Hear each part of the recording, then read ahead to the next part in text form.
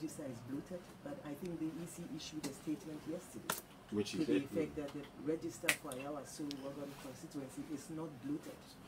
The register reflects the number of voters who have been registered and have the EC hasn't gone out of its way to increase the numbers. I think what we explained in our statement was that for this is the 2016 register, and not one person has been added to that register. What we had in 2016 was you had the main register, then you had the special voters list, the proxy list, and the transfer list. So for this Ayawaso by-election, what we did was because you don't have special voters and proxy and transfer, we put together the entire list to form one main list. And this is what we have presented to the NDC and to the other parties. Does that explain the discrepancy between maybe the list they got in December and what they got later this month when they put in the second request? It could be, but we've provided them with a special voters list, the proxy list and the transfer list as well. So I believe that once they tally it, they'll see that the numbers are not out of proportion. I think you asked the question of what we intend to do. I think it's a major issue about the register, and I think it provides us with an opportunity to perhaps in the future put together a new register. Of course. Do you have any plans for that? Because 2020 is just around the corner, and we have a major election coming. We're thinking about it as a commission, but the full commission is yet to take a decision about it. But if these are concerns, and we know that you have a lot of people who are deceased on the list. Exactly. And it's, when you have these exhibition processes, you don't find the relatives and families of these people coming to present us with information to extract their names on the list. So indeed, you have that number, a few, of deceased people on the list. So it's something that we would look at. We should be congratulating you because today we know that the election started on time. That so far it's only a few people who've not been able to actually cast their votes because of the biometric system. Some of them had to get verification again, like, go wash their hands and come back and all that. But how do you explain, I spoke to one of our correspondents in the Abilinkwe area, and the person was talking about the fact that some people, per what, the Electoral Commission's officers there had mentioned, were going to be allowed to vote without ID cards once their names were on the register. Is that the agreement? I'm not sure that is the agreement, but of course, without an ID card, if you are able to, present your name and your name pops up with your image and it looks like you, and you can verify. You can go on to verify, and it confirms your thumbprint. I don't believe that it should prevent you from voting. All right, now let's talk a bit about this by-election. As far as media accreditation is involved, okay, you do have to go, but let's do this final bit. Media accreditation, this is what you have for us today, and this is one from the Class FM media house.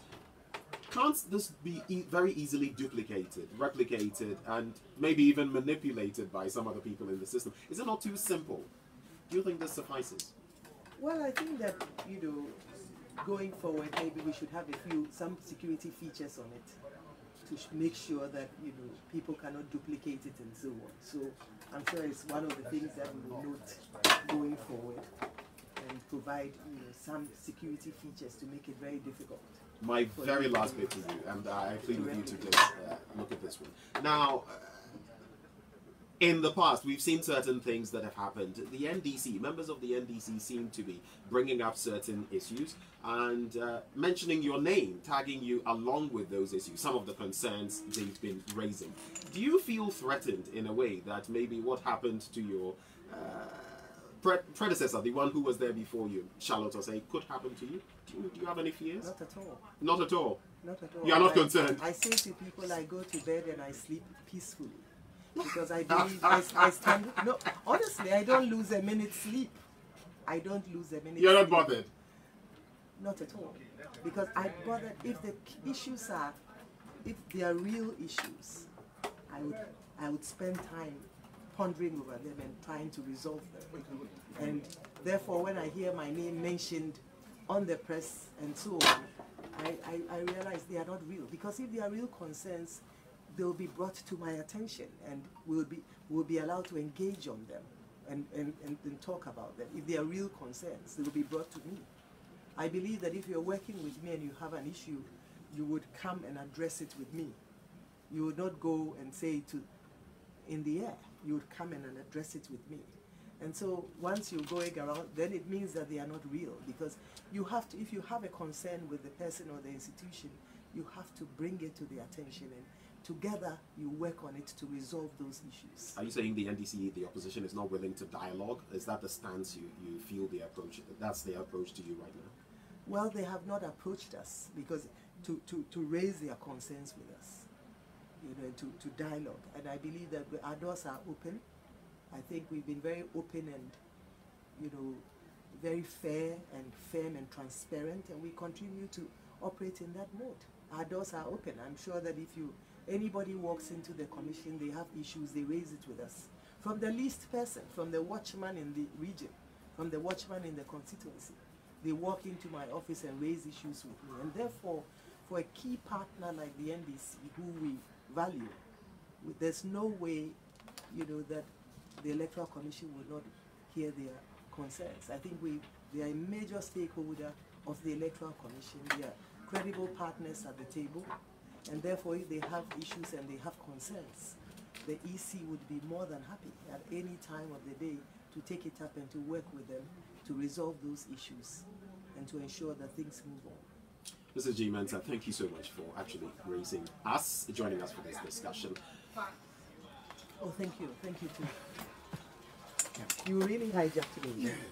Have a good day. You too, Mom. Thanks, and how are things? I'm good. I don't see you anymore. I'll be correct.